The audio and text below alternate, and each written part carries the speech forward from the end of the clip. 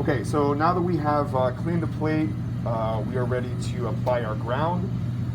So I have a few things here. I have the 1.5-inch angle brush I'm going to use to actually apply our ground to the plate. I also have a sponge brush.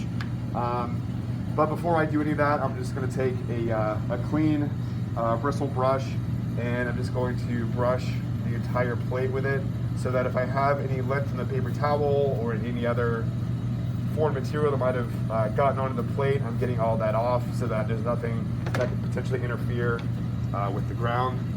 So just wipe the plate off. So I'm going to rest the plate up against this board here, set it at an angle.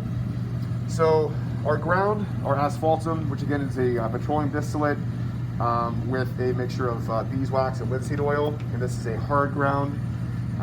There is a little tiny whisk over here you can use also to kind of stir it up, so that if it has hardened any at the bottom, it'll kind of break that up and get it back to being a nice liquid, smooth consistency. All right, so I am going to take my 1.5-inch brush, and I'm just going to load it up with our ground and apply this directly to our plate. So I'm going to start at the top, all the way across. And as I do this, I want to slightly overlap my passes so that I don't have any little gaps in between my passes.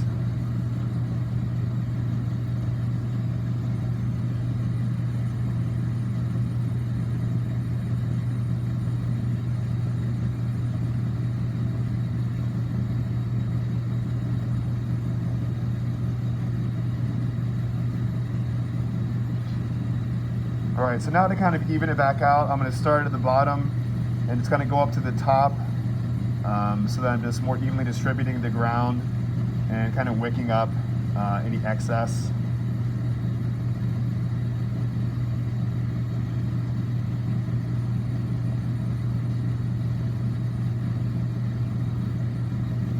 All right, so your brush, when you're done, can go over here in this container that has mineral spirits in it, just for the moment. So just return the top to the ground container so it doesn't get dried out. All right, so I'm gonna take the plate and carefully just grab it by the edges and kind of rotate it. All right, so I'm gonna grab the edges and just kind of rock it back and forth.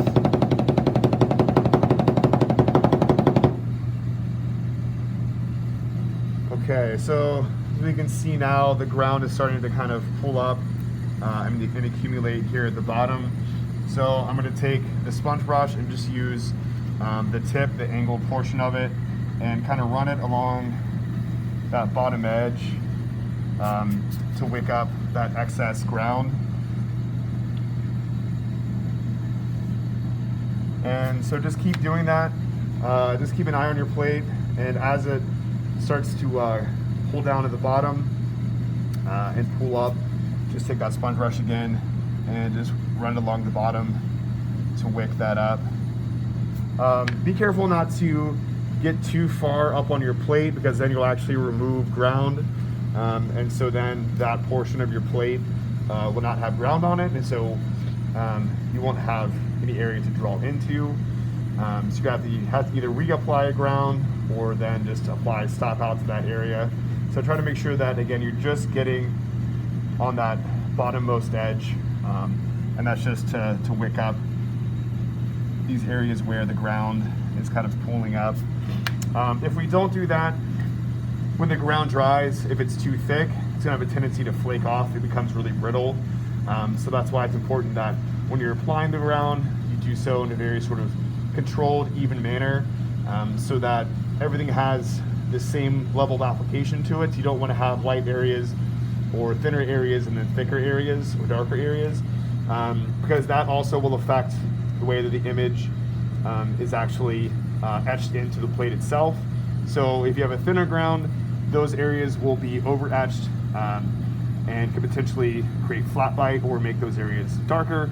If it's too thick, the ground is more brittle, more susceptible to actually flaking off.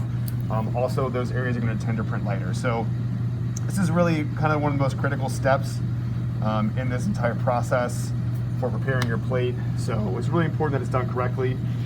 So if you do mess up applying your ground, you can just remove it by using mineral spirits and paper towel, completely remove all of the ground from the plate. And then you would have to repeat the cleaning process again using the whiting and then reapply the ground. So as I said, this is a really critical step. Something that needs to be done correctly.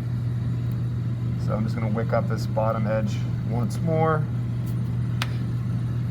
All right, so this really needs to dry for at least an hour.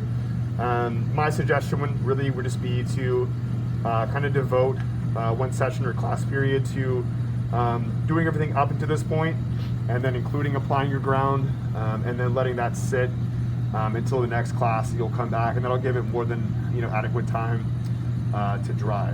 So that would be my suggestion. But if you're in a little bit of a rush or more eager to get started, again, it needs at least an hour.